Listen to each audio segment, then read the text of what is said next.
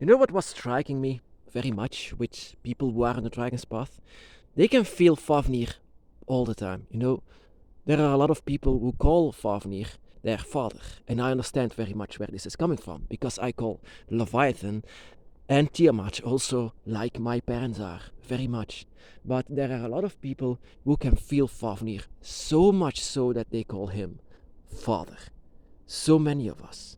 And in fact, there is indeed something within us that is resembling Fafnir always. And that is when I came to find out that, with the story of Fafnir was defeated by Siegfried. So he was cursed by the treasure of Odin. Odin was a cursed treasure because this treasure was blessed by Odin himself.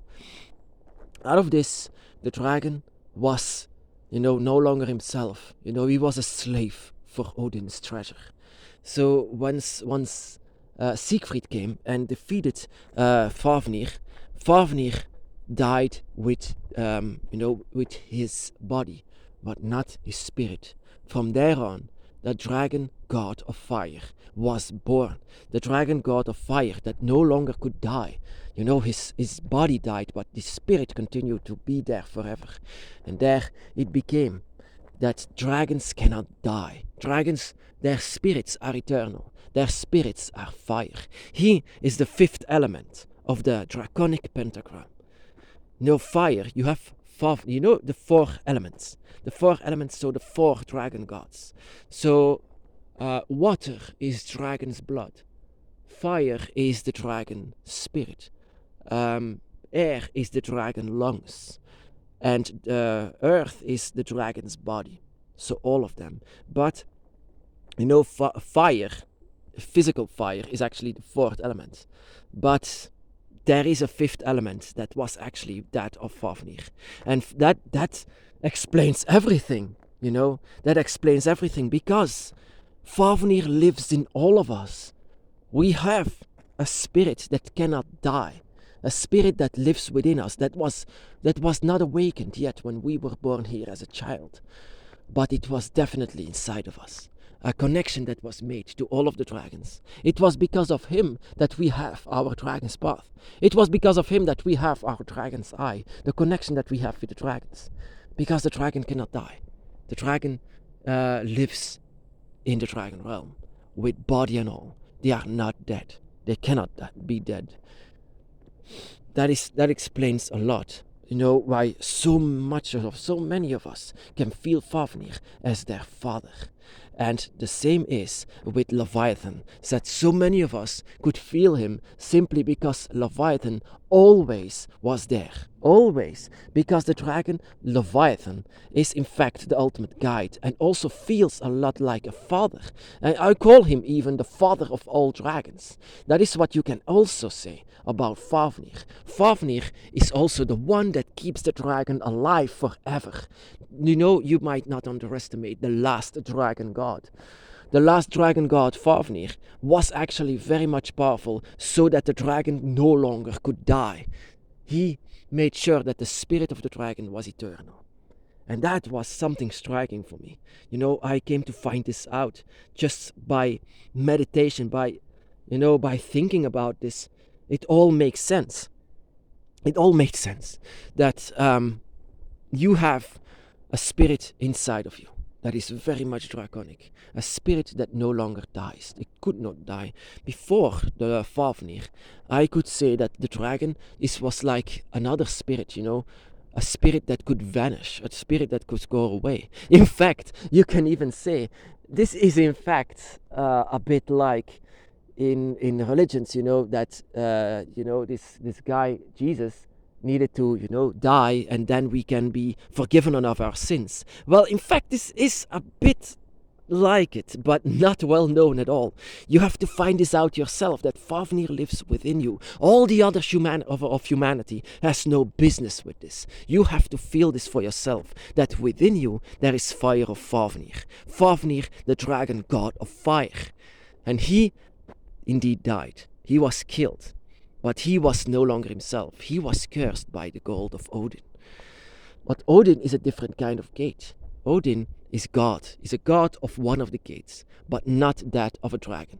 But yet, the dragon was cursed and no longer was himself. He could not be himself. And that is the worst thing that you can do for a dragon. He suffered. He suffered on the gold. You always see dragons on gold. Well, this is where it comes from. Fafnir sit on the gold, not this movie, like The Hobbit, was actually based on this. Why? Because, in fact, this also resembles Saint George and the Dragon, and that because the maker of this story was actually very Catholic, so everything had to be Catholic, and so Fafnir, or Smaug in this case, was actually resembling the dragon from George and the Dragon. But in fact, what could a dragon do with all the gold? Nothing, of course. Nothing. It doesn't make sense. But it made sense because he was the ultimate guardian. In that place, they even made images out of him because he was the ultimate guardian, the protector. So the Viking boats all had an image of Fafnir on it because he was the ultimate protector, the protector of this gold. But they said they can also protect their boats. And so, yeah, this is when I came to find out that the dragon doesn't die, and the dragon lives within you. Fafnir's energy is pure fire, and that is why also people say the dragon breathes fire. The dragon breathes fire, but in fact it was the spirit of the dragon. And I'm sorry to compare this with, once again, this religion, but in fact, of course, this story of Jesus is just put in our throat all of our lives, we all know it. But this story of Fafnir is very much secret, This is something that you need to feel.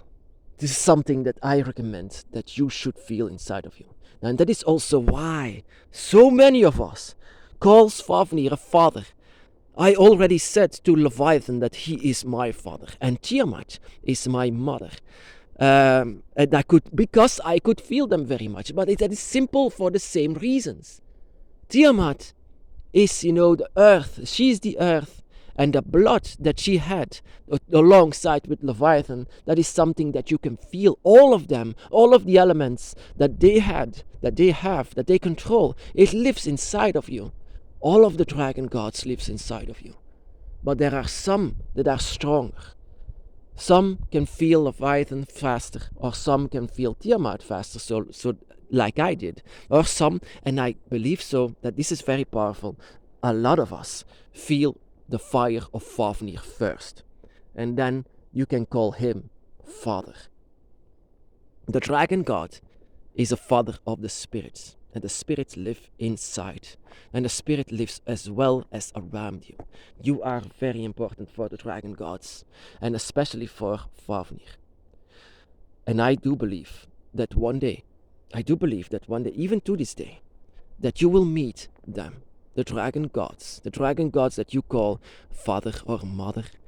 That the dragon gods will, as well to this life, they can do this inside of your dreams. They can awaken you whenever your time has to be, whenever you had to be awakened. They can do this. They have the power of it to awaken you. But especially you have to do it yourself. And that is actually what a lot of us cannot do. They don't have the patience for this. And I understand. I didn't have patience myself, but I had to learn to have patience. In the dragon's path, it's all about you. So it doesn't make sense if the dragon gods or your guardian are the ones actually that are doing the work for you. No, you have to awaken yourself. You have to do this yourself. You have to feel it yourself. And once you do feel, for example, Fafnir within you, then that is one step further on the dragon's path. You please the dragon gods by just recognizing yourself, by going one step further on the dragon's path. Pleasing the dragon gods, who doesn't want that? But you cannot control this. These are actually, I shouldn't say this. That there is indeed a fire of Fafnir, but you can train yourself into this. One day you can say that indeed that the fire of Fafnir lives within you.